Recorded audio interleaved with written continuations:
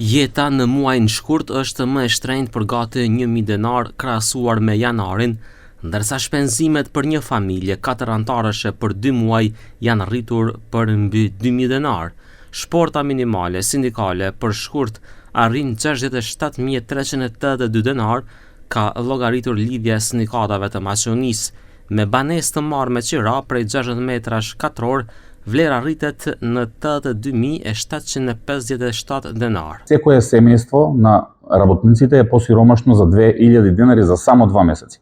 За 24 месеци, односно онолку време колку што одбиваат да зголемат минималната плата, вредноста на синдикалната минимална кошница е зголемена за повеќе од 10.000 денари и затоа, наместо да се препукуваат на грбот на работниците во парламентот и политичките партии да застанат со нив, да изгласаат новата минимална плата која треба да изнесува 600 евра и да ги зголемат сите останати плати за најмалку 6.000 денари. Derisa po ashpërsohet beteja për pagë minimale më të lartë, qeveria mbetet në qëndrimin se ajo nga marsi do të rritet nga 25 deri në 30 euro sipas harmonizimit ligjor.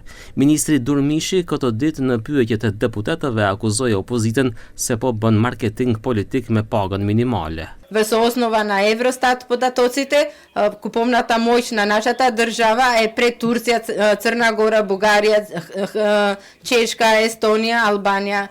Колку е куповната моќ на една минимална плата во земјата и ние сме пред сите овие земји кои што јас ги напоменав. Ние не сме против зголемувањето на минималната плата, но тоа треба да се зголеми, врз основа на параметрите, на економските параметри, треба да се зголеми кога ќе се зголеми продуктивноста. LSM ka lënë hapësirë qeverisë dhe punëdhënësve deri në fund të shkurtit që të merren vesh për rritjen e pagës minimale në 600 euro.